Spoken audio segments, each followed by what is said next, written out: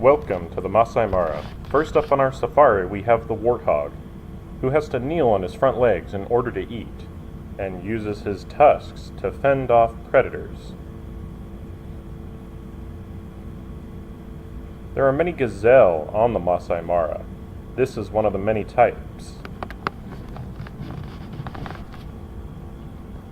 The black markings on his brown skin make a distinction as to what kind of gazelle he is. This is the impala, a male known by the horns, as the females do not have horns, as seen in this picture.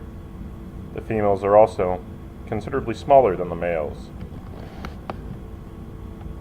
This furry little guy is another in the gazelle family. Next up we have the zebras, who are closest in relation to donkeys and horses.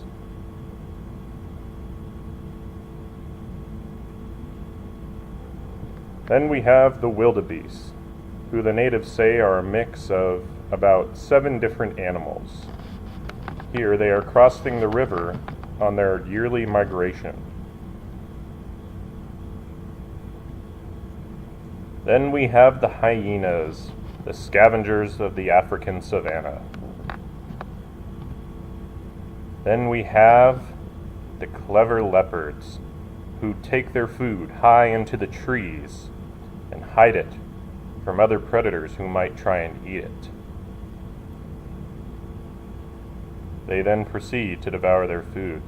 Careful not to get too close, or he might attack you. Next we have the speedy cheetah.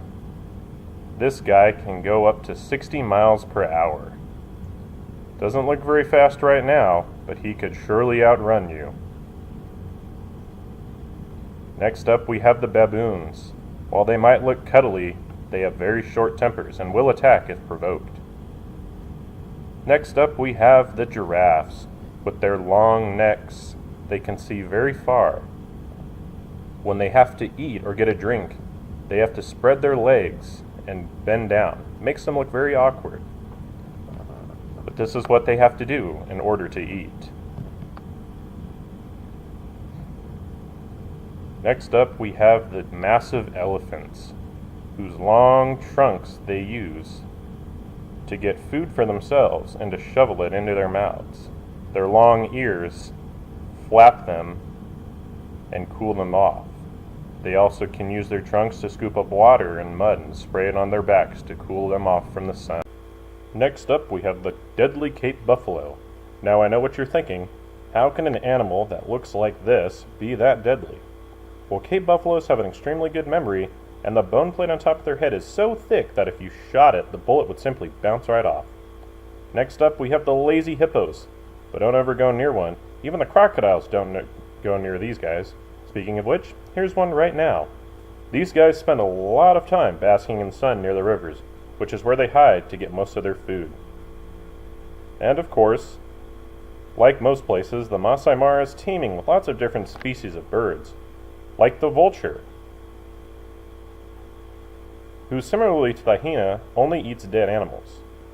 Most male birds have wonderful colors to help them attract females.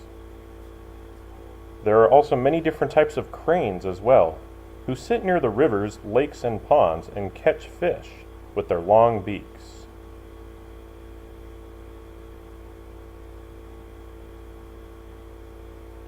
There are also many ostriches that live on the reserve. And of course, Africa would not be complete without the mighty king of the jungle himself, the lion. The male lions are usually almost always by themselves or with their female companions.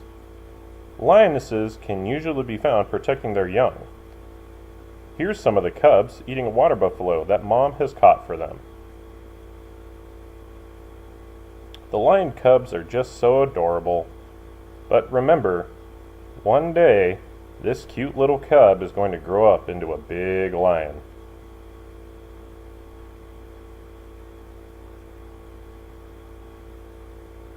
That's all for today, class.